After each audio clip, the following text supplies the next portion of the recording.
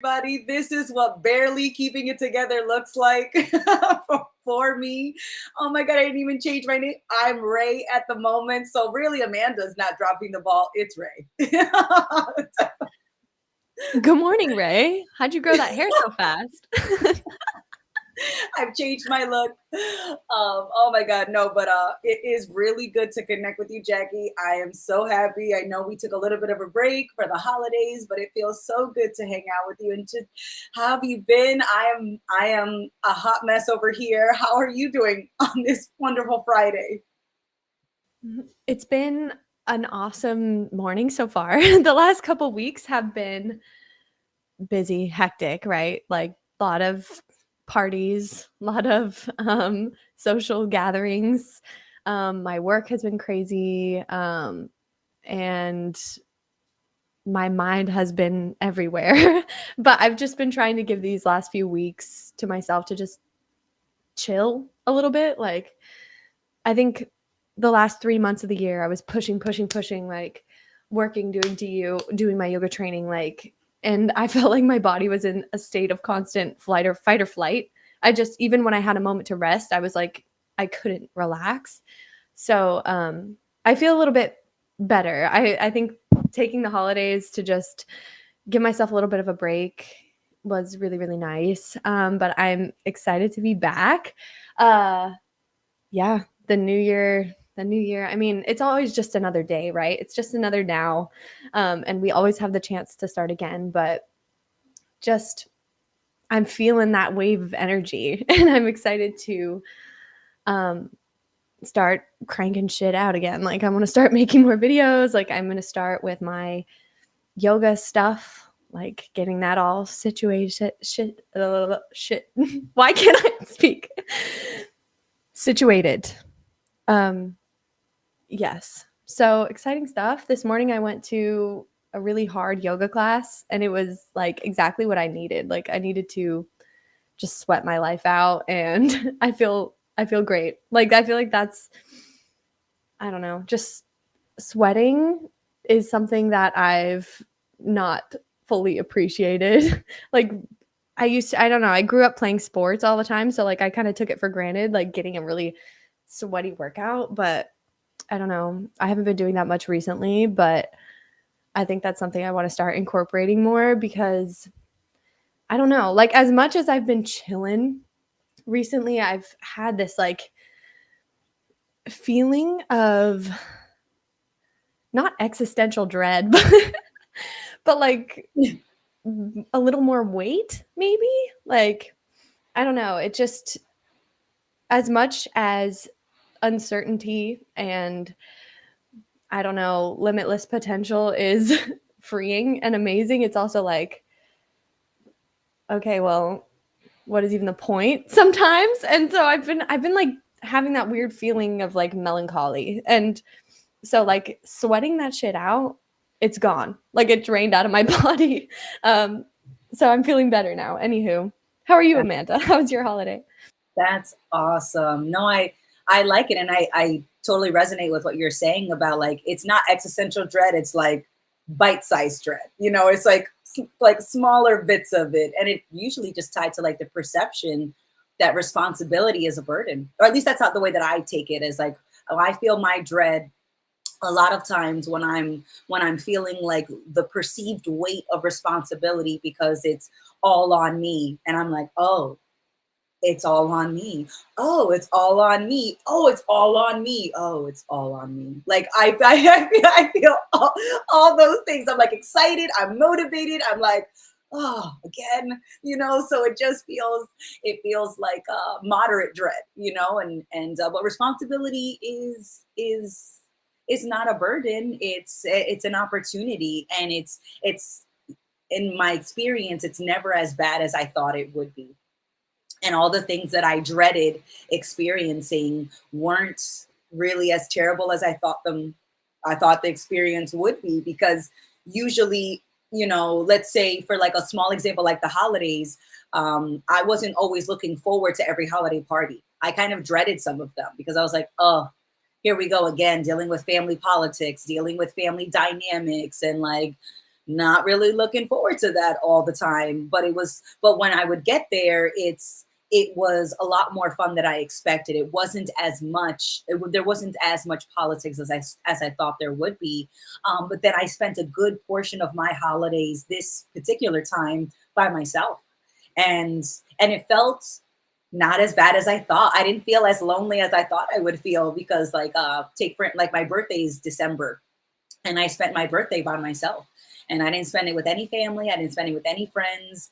It's December 20th, so it's 5 days before Christmas. It is like prime time holiday season, and I spent it completely by myself. And it didn't feel as I didn't feel as alone as I thought I would. It felt really wonderful and delightful and special and very intimate because it was me spending some intentional time with myself, knowing that family is just a drive away, a friend's house is just a drive away, and I have a vehicle. I could have done that.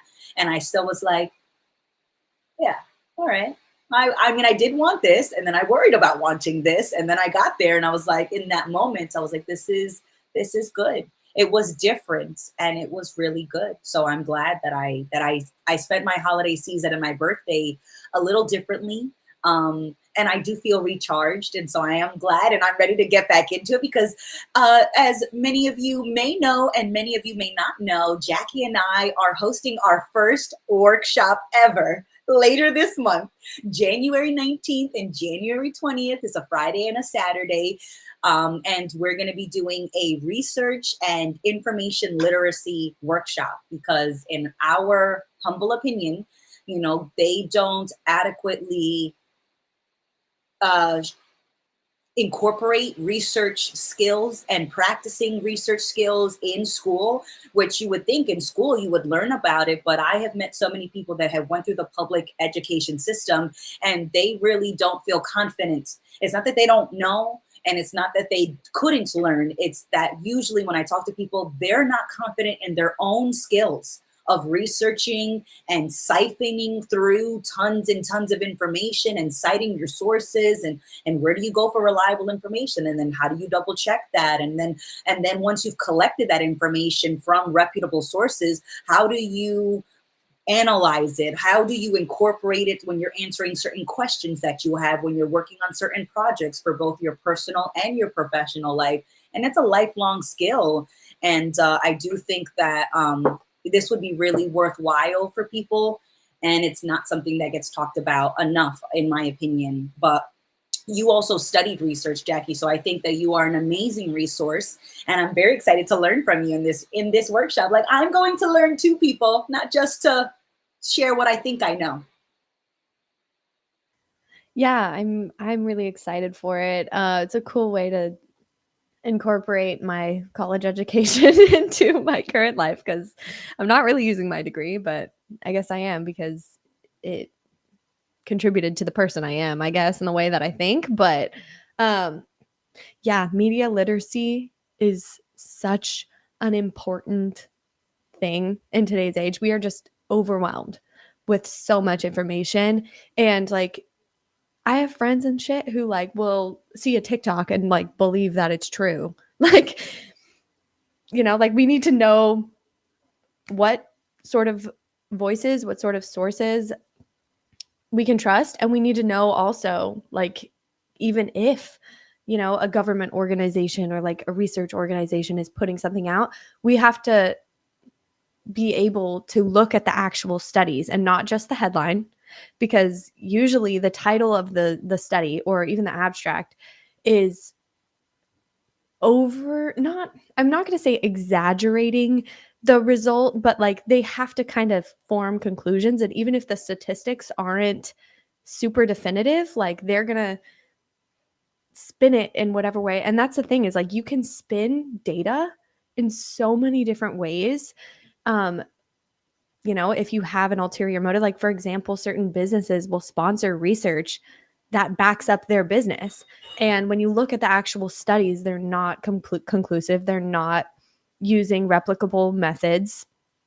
And yeah, they just know that the headline or like, just having a study, a lot of people will just stop there, right? They're not going to question that further. They'll be like, oh, yeah, there's this article about it. So that must be true.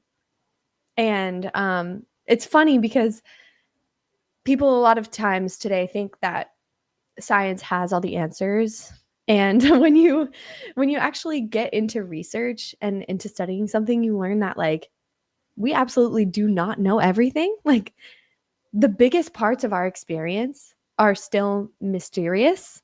And I don't know, like I feel like there is a bit of a blind faith in just any scientist. When that really isn't in the spirit of science at all. Like the spirit of science is skepticism, like as much skepticism as possible. You have to be able to, to do good science, you have to be trying to prove yourself wrong, right? Like you have to be looking at every little aspect of it that could be contradicting what you think is going to happen. Um, so I think it's important, and we'll get into this more in the workshop, of course, like we can't give it all away right now, but I think that is something that I really want to emphasize, is just like we need to maintain that healthy bit of skepticism just in general. Like when we're interacting with information, when we're experiencing thoughts or emotions or perceptions within ourselves, we have to be able to look at that and be like, but where's the evidence? Right. And so yeah, I'm really excited for that workshop. And you know, it's going to be, I think, really informative, and I'm excited to do it. I mean, I'm nervous because even though I did do research in school, it's like, I don't know. I just never feel like I'm an authority to speak on anything, but I think that's a good thing, that I'm like, I'm not being like, oh yeah, this is exactly how you should do it, because I don't want you to trust me. I want you to look into it yourself. So, Yes. yeah. Yeah.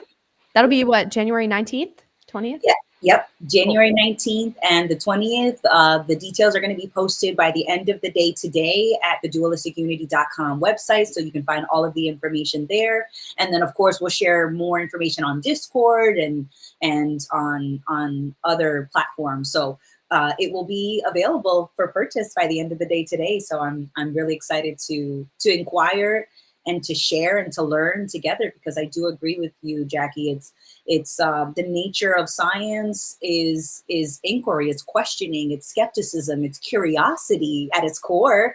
You know, like we are curious and we want to explore because we can, not to prove ourselves right, not to prove someone wrong, but we can explore for the sake of exploration. And so I love that. And lately over the last year, I've been saying like, you know, we're doing something in the name of science, in the name of exploration, you know, and I've just like been, that's like been my saying for like the last year, because I want to encourage other people as well as myself to stay curious for the sake of just being, you know, inquisitive to, you know, and the skepticism is healthy to keep in mind, because we're not trying to be an expert.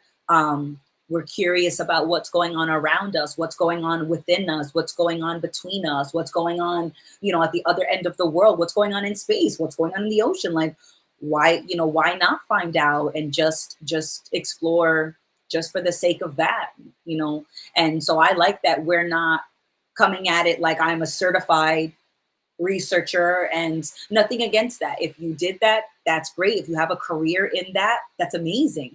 But we are just two people who love learning and we love exploring, and we've gotten good at it using tried and tested methods, which I also love too, that as I was researching for our workshop, I learned about different resources I had no idea about, like specific databases that are for like a specific genre of information. So like you can use Google as like a general database, and you ask it a question and it brings up certain things. But there's a specific database that's like just for medical research. There's one that's just for a certain branch of scientific research. And I never knew that, but now when I found it, I was like, oh, that makes total sense. You'd want a database that's specified if you could, so that it only brings up and it only stores information relating to a certain topic. So I was like, oh my God, this is amazing. I'm learning as I'm, getting ready to talk about learning. I was like, it was like layers of learning, and it was just fantastic. So I'm excited that we get to learn with everyone, and the workshop it's very inexpensive. It's going to be $40 because we're not trying to, profit from information sharing. Like, information sharing should be free, but since it's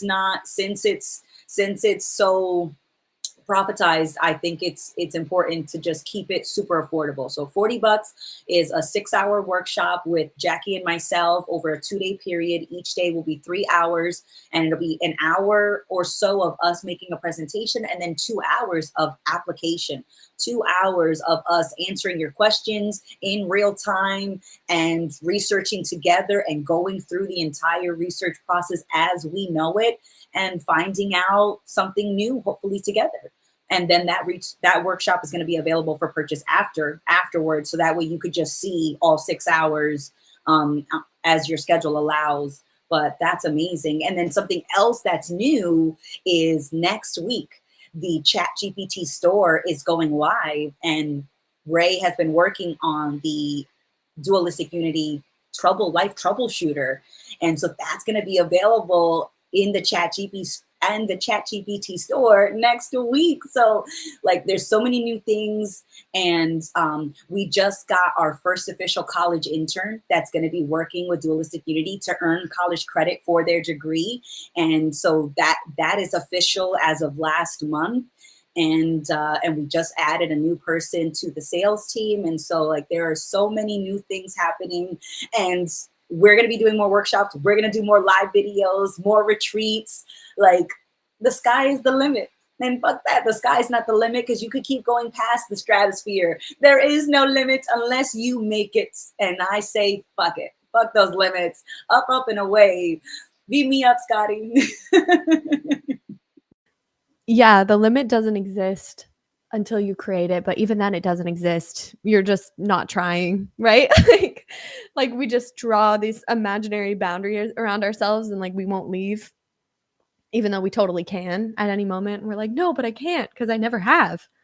Meanwhile, like, there's wide open skies, blue skies, there's a nice cool breeze, and yet you're standing where you are. So yeah, lots of fun stuff to come. Also, I'm working on a lot of yoga things I'm going to be putting out for the community. Me and Andrew are going to be doing our series starting up again soon, right? So yeah, it's exciting. I actually didn't know we brought on a college intern. What are they doing? Like, for the ChatGPT stuff, or like how are they earning credit? So they have a certain minimum. So it's for certain college degrees. This one is, I believe, marketing and advertising, business management kind of degree. And for that degree, a portion of it is earned through a work site placement. And so you work with a real business and you help them, you build their marketing, and you learn on the job training. And once you've reached that minimum number of hours worked over one semester, so this is going to be over the spring semester, and then in May I have to write up an employee evaluation report, like they're a legit employee, but they're getting it's unpaid. So what they're getting paid with is the college credit that they earn from doing this experience, and all the life experience that they get from that as well. That will serve them long term. But they have to meet a certain minimum number of hours. I have to write up a report at the end of this. And each week they're supposed to be getting a certain number of tasks from us. And that could be anything relating to marketing, advertising, sales, administrative stuff. And so we're going to be coming up with it as we go. But it officially, I filled out the paperwork in December. It starts this month, or it already started.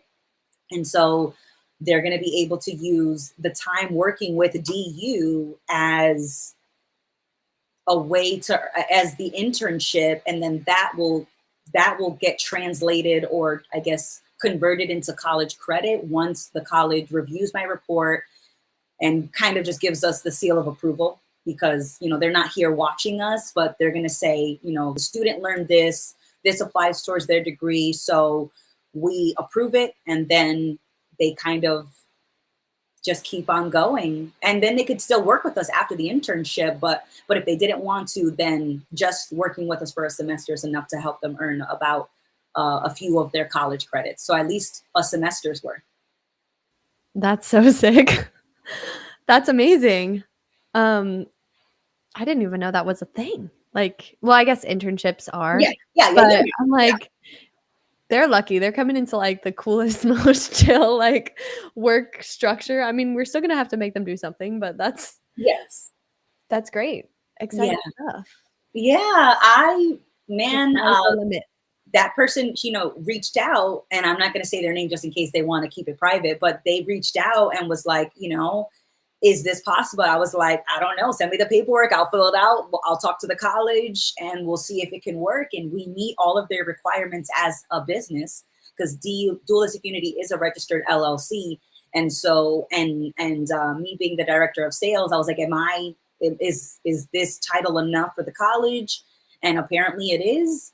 And there was a little bit of back and forth with the school, but I know how to work the system. I know how to talk to, corporations, and a college is just another corporation. So we were able to navigate the red tape, and it is official. So we have the first college intern of hopefully many, and I just love that we are creating opportunities in all ways. Fitness, you and Andrew, like you guys are going to be giving like amazing examples and videos, and he's learning. So you have somebody who is learning yoga for the first time, and that's going to be an amazing experience that people can relate to, resonate with, and also be doing at the same time virtually with you. So you're going to be sharing your skills and your relaxation, and that's going to be amazing. And then we have college credits that could be earned. You have sales if somebody wanted to work with us in our advertising sales, workshops available to share information and resources. I mean, I'm a little blown away just by how how much has happened in such a little bit of time, because Dualistic Unity is such a baby. We're only, it's only two, and in 2 years, so much has happened, and I'm so glad that we're here for year number 3. Like, hooray! Yeah, it's exciting, but it feels almost effortless, right? It's funny, like all of this stuff is happening and it kind of just feels like I'm flying by the seat of my pants. I always am, right? Just winging it. But this it's exciting. It's crazy that 2 years ago I was just listening, or a year ago I was just listening. I hadn't even come to the groups. Started coming to the groups and now like I'm here and it's I don't know, just the way things continue to work out continues to baffle me and just it inspires awe. It's just crazy. It's insane how all of this like I think my consciousness, my decisions, my actions are independent, right? Like we all have this illusion that we are like separate self-responsible beings and that I don't know, we're isolated from everyone and everything else is working independently. But the more I continue to move through my life, it becomes more and more obvious that that could not be the case. Like it's too perfect how everything unfolds and like the seamlessness of other people, you know, and when you meet them, it's because your journeys are at like this similar or not a similar point, but like it just makes sense for you to meet. And then all of these connections become made and like the tapestry keeps being interwoven and our will is inseparable from that. But at the same time, we feel like it's ours. And I don't know. I think that's kind of where my like my feeling of dread in terms of continuing to exist comes from the feeling that I'm separate and I have control or I could have control because it's like okay, well, damn, I have to keep living my whole life and figuring it out, but like I don't have to really figure it out. Like it doesn't have to be so effortful. Like life is just going to keep coming out of me and I don't have a choice. And even though, like, I don't know, it's not that I want a choice necessarily. It's like I just keep making this unnecessary pressure for myself where it doesn't need to exist. Because there are so many moments where I realize, like, oh yeah, it's just I've been doing it this whole time and I'm going to continue to do it and I don't need to worry about how it's going to turn out. But I think it's like habitual to try and think about that. Like I mean, our whole life we're raised on end goals, like fixating on a destination, fixating on becoming something, arriving somewhere. And, when you realize that that's never going to be the case, it's always just going to be here. It can be like, well, damn. But at the same time, there's so much here. There's so much here. And yesterday I was kind of I was kind of feeling my feelings a little bit. And I wanted to read you this passage. I made a TikTok about it, but I was reading this book, Alan Watts, the book on the taboo against knowing who you are. And this passage, okay, so it says, how is it possible that a being with such sensitive jewels as the eyes, such enchanted musical instruments as the ears, and such a fabulous arabesque of nerves as the brain can experience itself as anything less than a god? And when you consider that this incalculably subtle organism is inseparable from the still more marvelous patterns of its environment, from the minutest electrical designs to the whole company of the galaxies, how is it conceivable that this incarnation of all eternity can be bored with being? And that hit me like a fucking train. I was like, you're damn right, Alan Watts. Like, I'm not looking at the little things. I'm not looking close enough. Because really just this moment is so full. Like, it's as full as it could be. And I'm just so busy trying to get somewhere else that half the time I don't even recognize it. So that was just a good reminder for me, especially like feeling a little more emo recently. Like, I needed that reminder because it is so full. Like, there is so much here to appreciate. Even just having this conversation is like overwhelmingly beautiful and significant. And I don't know, man.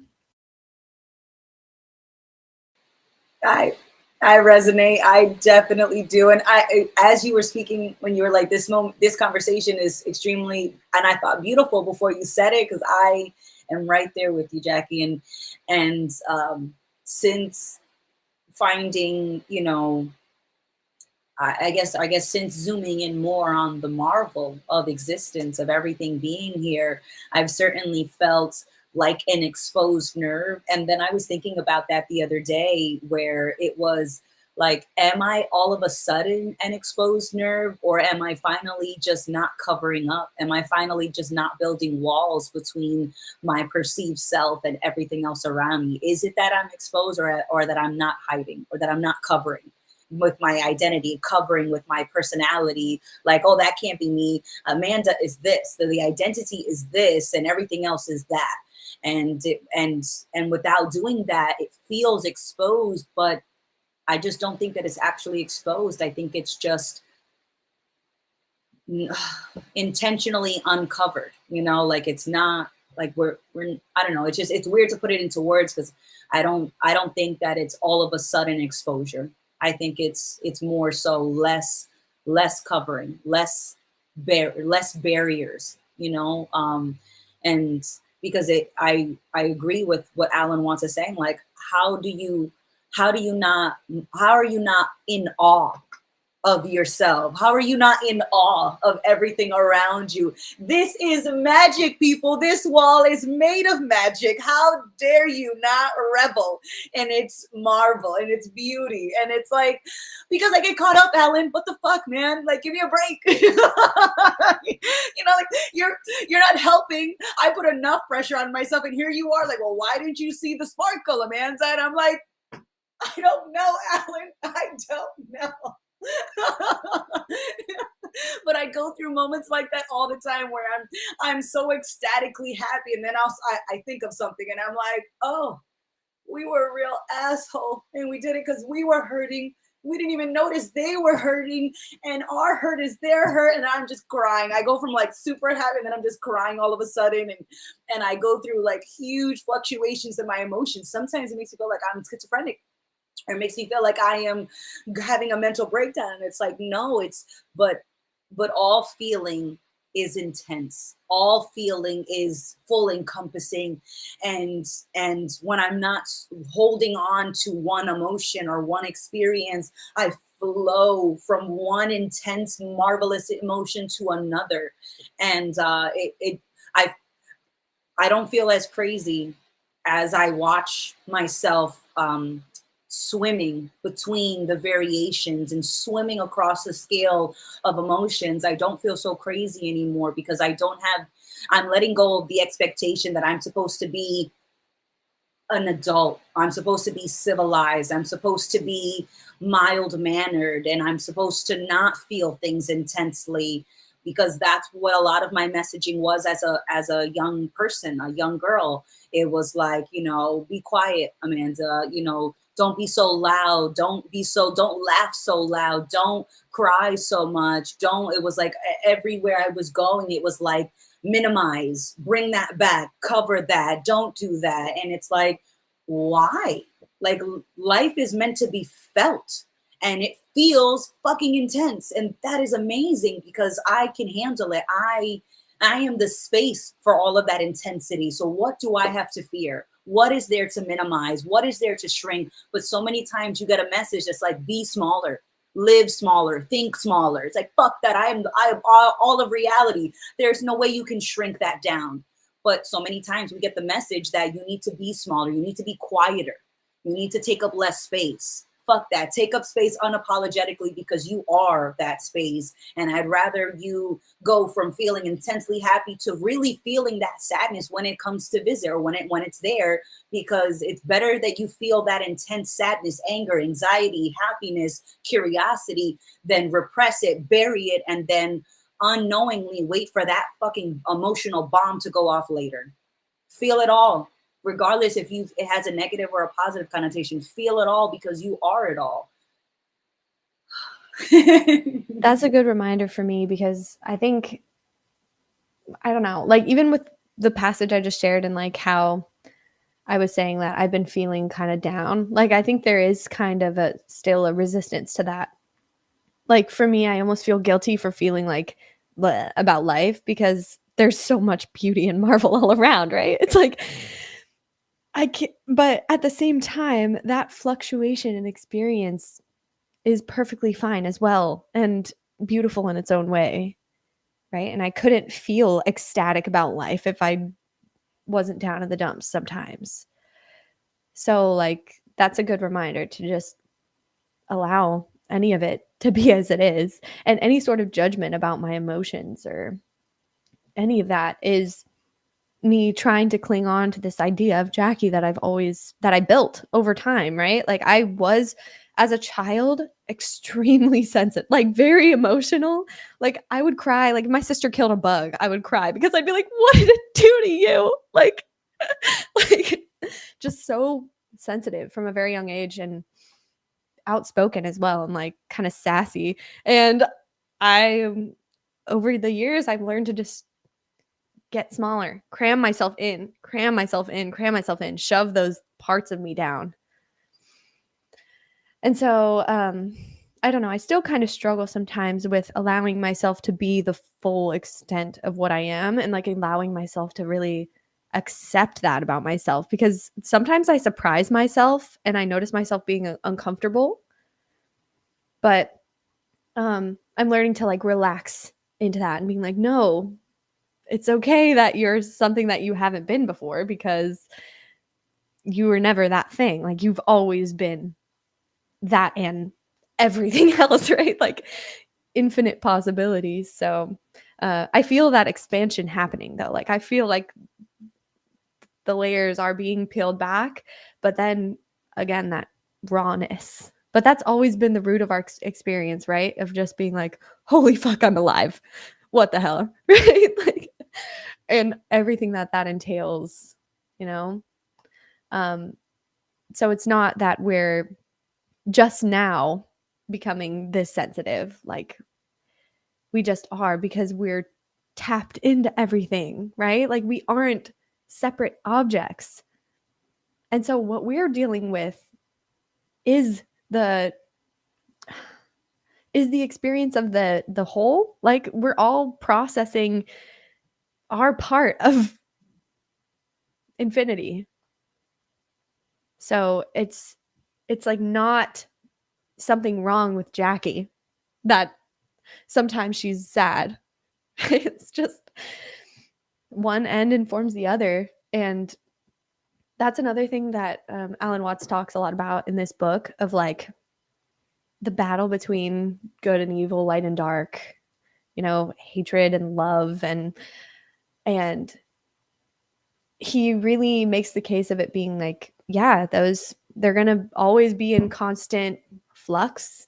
You know, good is not going to conquer evil forever. Evil is not going to win over good. And we're so like dead set on like specific ends of the spectrum of duality that we think are right. Like, we want to live only on the bright positive. Like, there's such an emphasis on like positivity and um you know, mindfulness, and with that is a tone of positivity. Like, it's not as equally accepting of, and like, it doesn't really recognize the value in negativity, in pain, in that other end of the spectrum. But you need both. Like, you need your enemies, right? Being up requires being down.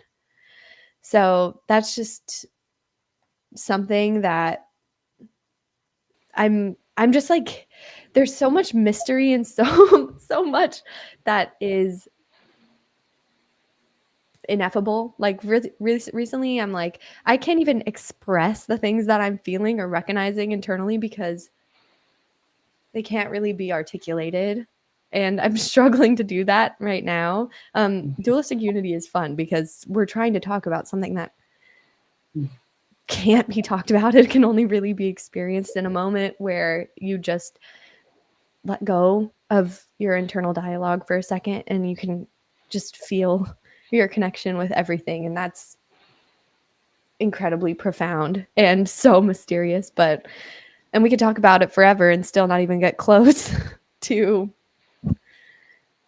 communicating the full extent of it. But we're hoping if we point enough times, maybe you'll look, maybe you'll see.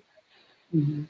Oh my goodness. I love you so much, Jackie. We all love you so much. I thank you for sharing this, because it feels like we're not allowed to have low days. Like, we're not allowed to have blah days. And that's so natural. It's a, you know, it's just a part of our experience. And it's so relative, right? Like, you may be in one hypothetical scenario, you may be stealing one apple from a fruit booth on a street because your parents may have abandoned you, and now you're on the streets and you're a little kid and you don't know any better and you're stealing. And so to someone that is good, that you're feeding yourself, and to the little booth owner, that's bad, you're stealing from them. And to the other kids, you know, you're bad because you're stealing, and you're just stealing out of survival. And so it's so relative. To be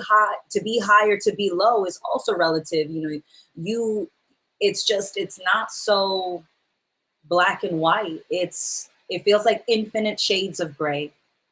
And it's so easy to want things to be black or white, but like, the more I look at it from a different perspective, the same thing, it doesn't feel so black and white, because something that I do that feels like it makes sense for me as an individual may not make sense to someone else. I have certainly looked like a villain to some people and a hero to others. And a background character to someone else. Like it just feels like it's infinite shades of gray, but it's really wonderful to be able to share all this, all the things that we experience, all the things that confuse us, all the things that feel clear one day and foggy the next. It just it's just another it's just another part of our experience. And so I really appreciate how how many opportunities I get to change, you know, because I had a meeting this morning and I totally forgot about it. And then I had to go run an errand. I had to go run an errand that like could not wait and that I also forgot about. And so by the time I come back to by the time I come back home and I'm setting up for my computer for the meeting, I drop the bottle. I drop a bottle of wine off of the counter. Thankfully, it doesn't shatter. I have to log back into my computer because it logged me out. Then, as I'm logging in, my computer dies. So then I have to go and run to grab the charger. Then I have to go, and then I'm just like, for you know, when the moment where you want nothing to go wrong and everything goes wrong, and I laugh because I'm like, like it just like regardless of my opinion, this moment is still here. Regardless of my opinion, I could either freak out and chuck the laptop across the room, or I could just laugh and just say, you know what? That's all right. Yeah. You know, eventually the plug will go into the outlet. Eventually we will log into the meeting. And once I got into the meeting, it was, you know, they were already immersed in a conversation. And I was like, okay, I'm gonna wait to say hi. And then I waited and I'm in there and I say hi and I contribute to the conversation and it goes great and it goes amazing. And the meeting will be recorded or was recorded so I can watch it again later. So anything I wasn't there for, I'll find out about. So it's like, it's all working out. It's all just unfolding is probably the better, not the better way, but the way that I want to say it now. And so look at myself like just pivoting and changing right then and there. Like I could use the word better, but we're not going to judge that word. The word I'd like to use is just that things are just unfolding, right? Because to say that something's working out in my mind is implying that things could not work out. And it's not that things are ever working or not working. Things are just unfolding. And I make an opinion about how it's unfolding. If it's unfolding at the right angle, is it unfolding at the right speed? Is it unfolding into the right shape? Is this unfolding in the right direction? And the moment just always seems to be expanding and unfolding as much as I can let go of what's happening. But if I have if I hold on to my opinion, I'm just going to get a lot of paper cuts. If I just and I don't have to. And it's okay when I get caught up. It's okay when I get frustrated. It's like, okay, that's happening. But I'm usually frustrated because an expectation that I created that I did not need to create is not meeting the reality of the moment that I'm in. And because reality is not matching the expectation that I did not need to create, I'm frustrated. So the frustration is self-created and I don't have to do it. And as I'm noticing myself do it, I'm like, okay, we're doing that. I mean, that's happening. So, I mean, we don't have to judge what's happening, but we can pivot, we can adjust, we can adapt, we can move in any direction. And I don't need to move in the direction of judgment. And when I do, that is still another opportunity to learn. Even as I judge myself, I can learn that why I'm judging myself in a particular way is based on how I perceive myself to be the best. And that is a culmination of all of my resources. That's a culmination of my culture, of my parents, of my school upbringing. Like the way that I judge myself is a culmination of all the bits and pieces that I took from other people's scales and other people's measurements. And I was like, okay, I don't want to judge myself like that, but I like how they judge that. So I'm going to take that. And so I've just been making a custom judgment scale, but it's all a culmination of all the ways I see everything else around me being judged. And that makes sense. Like it makes sense that I do that because I was raised to be a judgment machine. So why wouldn't I judge everything that I do? But the great thing about technology is that you can always take apart any machine, any configuration. You can always take it apart and make something new out of the pieces. So regardless to what machine you're looking at, it's not set in stone. You can always change it. You may not reuse every single piece in the new invention, but who the fuck needs to use every piece? That's another expectation. But what I can do is I can take what's available and I can make something, anything new at any given moment. So why don't I? Why not? Exactly. Why not? When you stop creating answers for that question, there's not one. And yeah, like letting go of certainty and the idea of yourself is not about getting rid of the perception of yourself, right? It's not about becoming one with the whole and not having this inner experience, which is oftentimes at odds with what's actually happening, right? Like we feel things intensely, we can't help but make expectations. That's just our brain will naturally do that because it's trying to, survive. And the best way it knows how is its past experiences, creating expectations. But like you said, like those expectations only come from our past and all of the messaging we received growing up. And, in the US, that messaging is so incredibly contradictory and impossible to embody. Like there's on one hand this idealism of like Christianity and morality and all of this, and at the same time economically we're taught to be like we need to work for ourselves, like we need to gather as many resources as possible. Those two those two systems of thought are at odds with each other.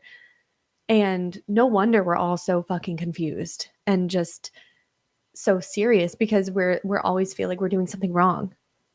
I definitely feel like I'm doing something wrong. Like there's just like a background feeling of just something's not right now because there are just so many contradictory expectations about what's happening. But like once you realize that, it's not about never experiencing those types of feelings again or, being always super empathetic and like, being always nice to people because you recognize that they're you. Like it's more like you recognize that they're all you. And then it's like, okay, well, uh, let's play, right? It's like you're playing the part of my enemy and I'm playing the part of your enemy. And like, uh, we can still have underlying this like sense of recognition, right? And we can't go out there and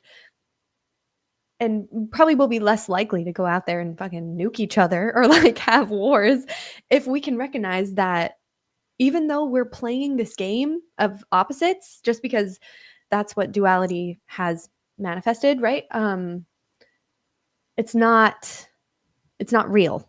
And so like it can be a little bit lighthearted. And that's where the humor comes in, right? The humor of like, oh yeah, I thought, that same old pattern, right? You can laugh at yourself. You're like, oh yeah, I was expecting something. How silly of me. Yeah, if there's a right way, that's just one way, meaning that there's an infinite number of wrong ways. Yeah. A right way automatically implies a wrong way, but that's all bullshit. There's no right way. It's just experience happening and uh yeah, we're just in this play of sorts and it is cool like being able to participate as a separate being and you know have my own personality or embody the way that I embody duality, right? And being able to recognize that other manifestations of this are different and they might think about me in a certain way because I'm different than them, but like I can recognize that they're me underneath. And so I don't have to constantly be what I think empathetic is or loving is. um I can just play my part a little bit more lightheartedly. And I think the only goal is just to have a little bit more ease, a little bit more humor. And that has really transformed my life. Like once I've been able to like laugh at myself a little bit more, I can meet challenges that I never thought I could before, right? Like if you can laugh at yourself, if you can, recognize that the way you think you should be or the way you think your life should go isn't reality. Like you can just constantly be surprised and, enjoy the ride. So, yeah, there is kind of a beauty and expectation in that, like, we continue to do it and it never is what it is, but like it allows us to be surprised. I don't know. I think that's kind of cool. Yeah, absolutely. Enjoy the ride because you are the ride. Regardless of what's happening around you, you your perspective greatly influences the experience that you are because take something like just a typical work day, right? I have plenty of coworkers that you would think that they're one bad meeting away from hopping out the window, right? And I'm there and I'm like cracking jokes and I'm being a little inappropriate in the office, with these jokes, and I am like skirting the line of getting sent to the HR office, because I'm like it's all in good fun. Like I'm not saying anything like too inappropriate, but sometimes it's like a joke about drugs, or it's a joke about drinking on the job, and I'm like, or joking about how when I first started drinking coffee, people asked me if I did coke because I'd be so hyped up, and I'm like, because I tend to have high energy without coffee, and then when I drink coffee, I'm like zipping and zooming all over the place. They're like, "Are you on cocaine?" It's like, no, but if I was, it'd be the best. And then and but it's the same environment, right? We're in the same office with me and my coworkers. We're doing typically the same things, and yet some of us are having a good time and some of us are not. And why is that? And it's because your perspective. You think that your job means something about you. Somebody in our audience, or in the audience, had said during one of the lives with Andrew and Ray, and they're like, I'm really nervous about a presentation, and I don't know why. And I responded, it might be because you think that making a good presentation means something about you. And that's what it might be. I don't know. I can't say for sure. I'm making a best guess, but what I think it could be is that you're putting pressure on yourself to make a good presentation because you think that making a good presentation at work means that you're a better employee, and that means that you're a better person. You think it means something, and it doesn't. You could have the most horrendous work presentation, and you could blow up the projector by the end of the meeting, right? And then you could make a great sale, and you could send the company over their sales goal, right? Like a horrible presentation means nothing about you as an employee, and it means nothing about you as a person. But we put so much pressure on ourselves when we're thinking about the tasks that we have presented to us, or the task that we're responsible for, and you think that not doing well, not getting a round of applause every time you do something means that you're horrible. And it doesn't, because there are people that get the round of applause and they're assholes. They're not considerate. They're not people that I would want to spend my time with, and they've got a bookcase full of awards. So getting a round of applause, getting all the good job stickers in the adult world doesn't make you a better person, in the same way that doing horribly at a work presentation also means nothing about you. And some feedback that I had gotten from a lot of my bosses is they love how I take feedback. They love that I don't take it personally. And I said, of course not, because when you're telling me that I'm not meeting my full potential at work, that means nothing about me as a person. If I'm a chef and I burn all the eggs that we have in the refrigerator, and we have no more eggs for that day, that still means nothing about me as a person. And I burnt every omelet I tried to make, right? And that means nothing about me as a person. So when I got feedback from my head chef in this example that, if I could add butter to the goddamn pan before we make the omelet, maybe they wouldn't burn. And I'm like, yeah, that's right. That's a good point. Butter would work. I'll use butter next time. And I don't leave that feedback meeting that like, oh, I didn't use butter. I'm the worst chef ever. I'm a horrible person. I'm never going to find a friend, because it bleeds out so quickly. You go from being a bad chef who can't make an omelet to a bad person who will never have a friend, who will never have a partner, who will die alone, and a house that nobody looks to knock on the door. right? You take that bad day at work and it bleeds into how you see your whole life unfolding from that. You're like, how powerful is that omelet?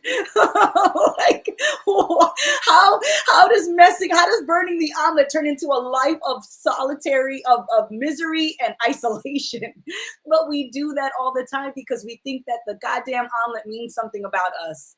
And it doesn't. It never does. So presentation, good or not, omelet burnt or not, means nothing about you as an individual. It means nothing about your potential, and it also means nothing about, what has happened, what is happening, what is going to happen. Like, things are just happening, and you can make an opinion about it, you can make a judgment about it, but you don't have to. You can just take it as other ingredients in the soup of your life.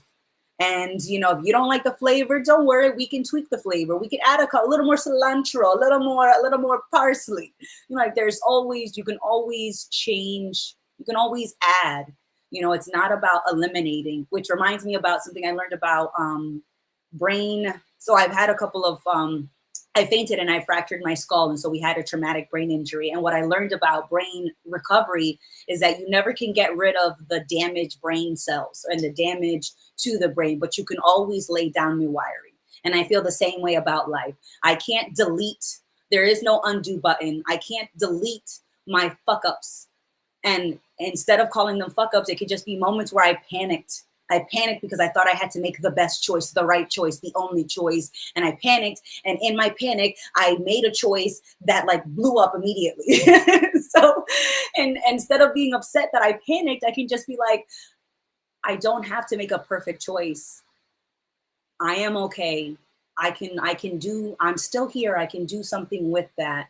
And it's okay. And I don't have to undo, I don't have to redo anything, and I don't have to delete any experience I've had before, but I can learn why I panicked in that situation. And when I find myself in a similar situation, we can move from experience instead of moving from a place of panic. And I don't have to get rid of bad wiring. I can just lay down new wiring. I think it's fucked because the way we approach learning something new is so contradictory to how the process of learning actually works, right? Like, trial and error is how we learn. Like, everybody who's good at something has made more mistakes than everybody else who has tried that, right? Like, and maybe it's because we all went through the school system where you had to be perfect on every assignment, or like any sort of fuck up would reflect in your final grade. Like, it doesn't go away, right?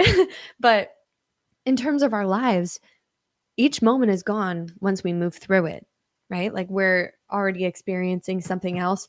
So if we're choosing to hold on to our past mistakes, that's our choice. And it's taking energy away from the present. And that's how we stagnate, right? Like, we make a mistake. This is me. This is me, by the way. Like, I make a mistake or I do something that I don't think is good enough. And then I'm like judging myself and I'm like, ooh, I don't know about that. Like, I don't feel the best about that. And then I just keep thinking about it. And, sometimes it takes me longer than I know it could to just move on to the next thing. But that's always available to us. We like you said, it doesn't mean anything about you. Like, any of your mistakes don't mean anything about you, because that's then and you are now. Like, you are the moment, right? You're not the idea. And the process of learning is like this. So you can't actually get good at something if you don't allow yourself to fail at it, because then you just won't try. And that's still something I'm actively working through as we speak. And when you care about something, it's tough because, like, I don't know, like, I care about Dualistic Unity. I this means a lot to me. It's something I'm very passionate about. So there is a little bit of pressure to like provide value to other people. But at the same time, I can recognize that I could never know what that impact is, what that outcome is going to be. And like, I can hope that it's positive, but even my idea of what a positive impact would be is only my perspective of what a positive impact would be. And I just never fucking know.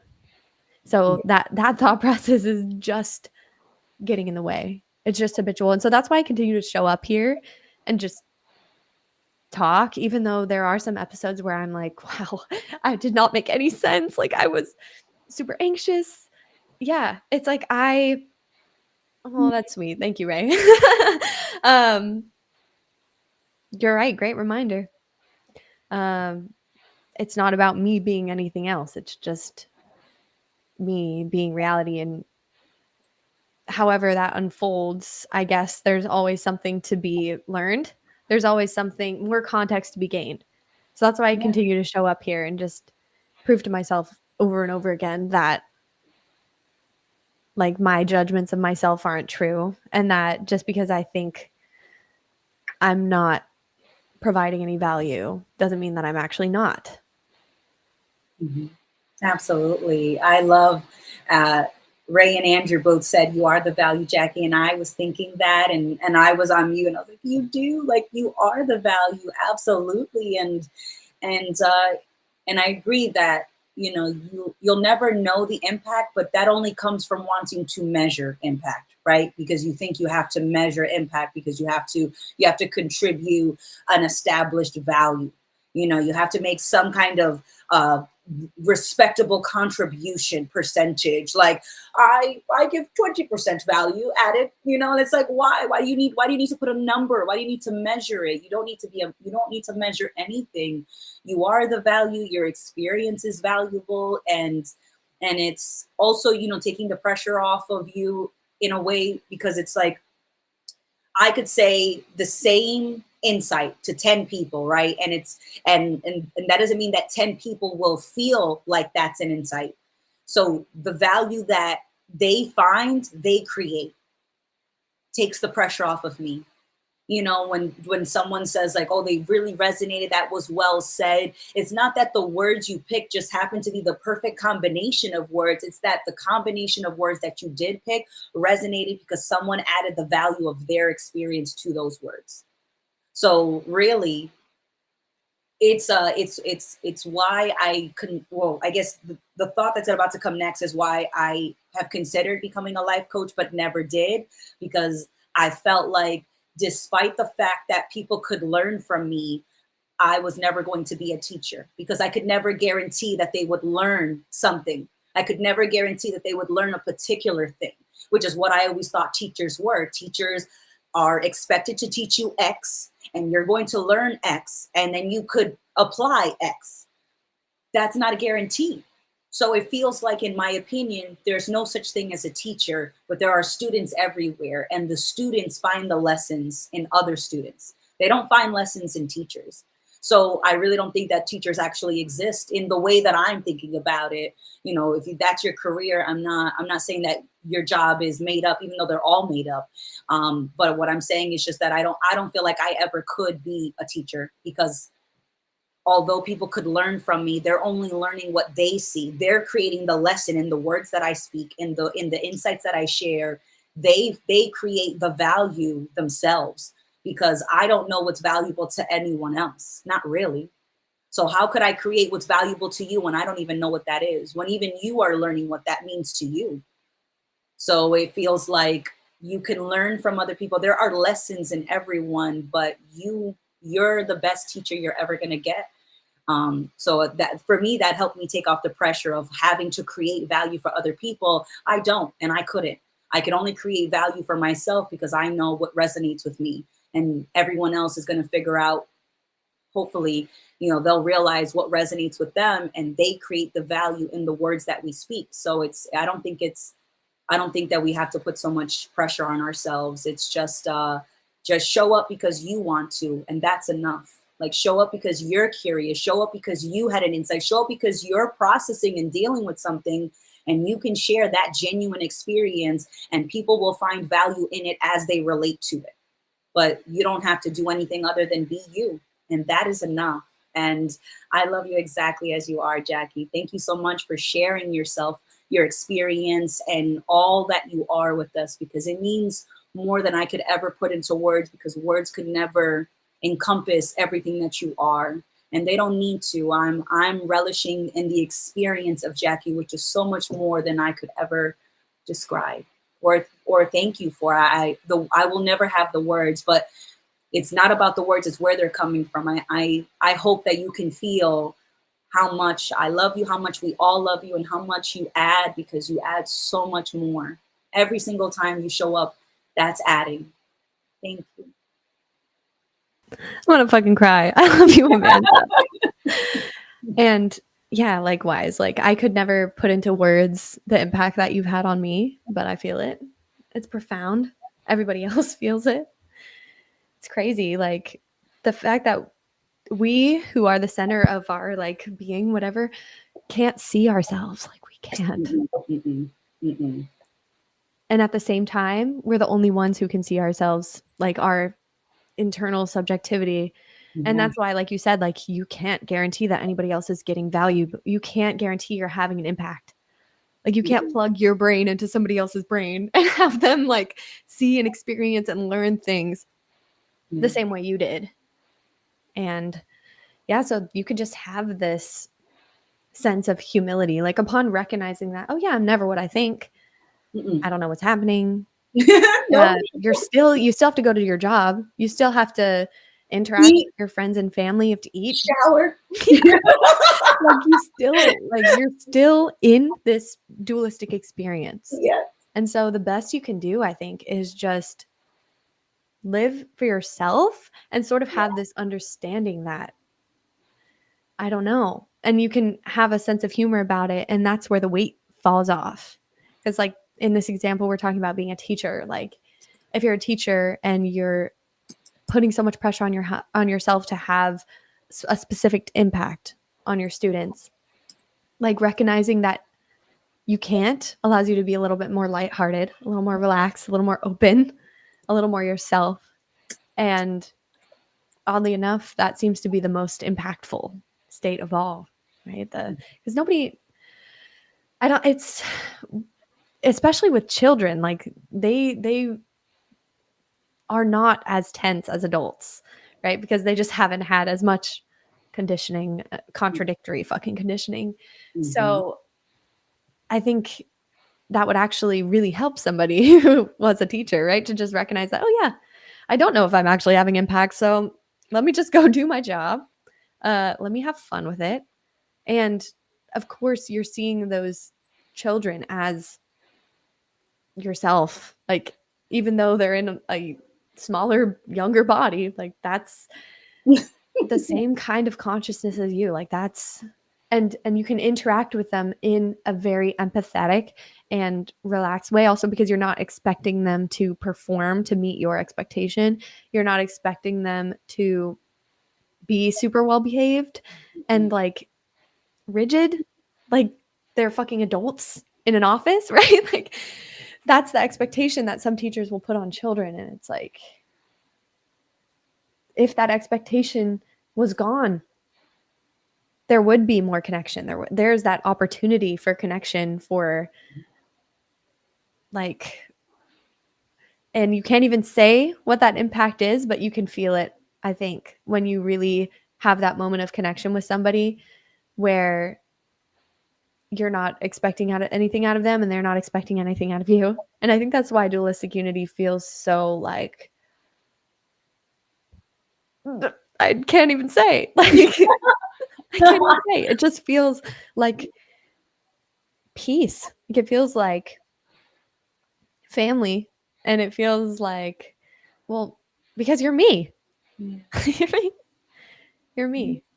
So It feels like a warm hug and a swift kick in the ass all at the same time. exactly. You know, like, I feel supported and yet I feel called out. It's a combination of both. But yeah, no, it's not meant to be one thing, because it's just it's just experience, and experience is not one thing. It's not described in one way, but I definitely, I agree with you, and I resonate so much with with your perspective as it's changing, with your insights as they're hitting, with what you're learning as you share it, you know, because it's not supposed to just be one and done, flipping a switch, or you know, it's an ongoing process. And I'm really glad that we get to share that, and then we get to go on our adventures and then come back and tell, you know, tell me of your recent voyages, young warrior. Tell me, you know. I was like, it's so much fun. But I do think that it's it's indescribable. It's so much, and yet it feels so overwhelming sometimes, and then it feels like I can forget about it, and I get super zoomed into my character or into my perspective, and then I forget that everything else is happening around me, that everything else is still there. So it's fun.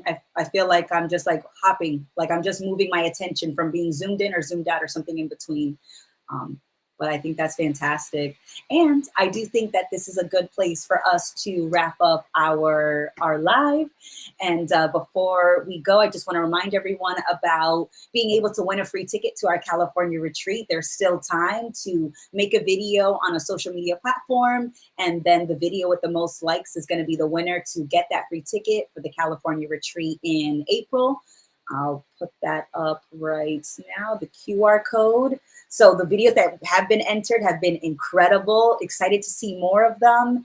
And Jackie and I will be there. So, you know, if you want to hang out with us in person and go on some walks and have your mind blown and then pick up the pieces together to blow it up again, come on down. Let's find out what's behind that door with a question mark on it and open it up and just dance into uncertainty together.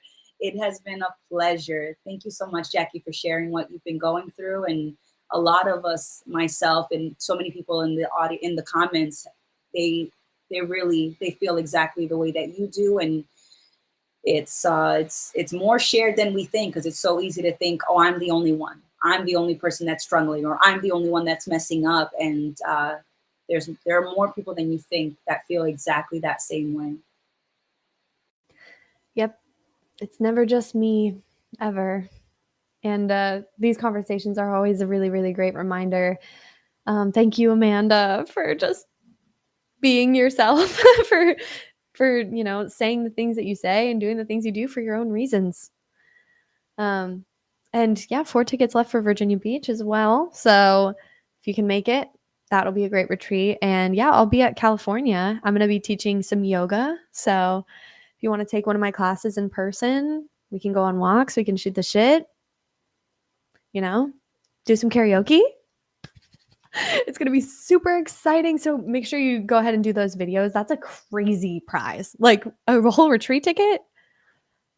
And if you've been to one of these retreats, you know how in at least in my experience, life-changing, like so much deeper and more profound than I ever could have thought. And like, I already knew it would be deep and profound. So, definitely worth the shot. Just, you know, put yourself out there, lean into that uncertainty a little bit. And yeah, don't forget about our workshop at the end of the month, the 19th and 20th. I believe you can sign up already or purchase it maybe the end of the day today. Yeah. But yeah, this has been a great conversation. It's so nice to be back. Ow! And yeah, we'll see you next Friday, same time. 4 p.m. Eastern.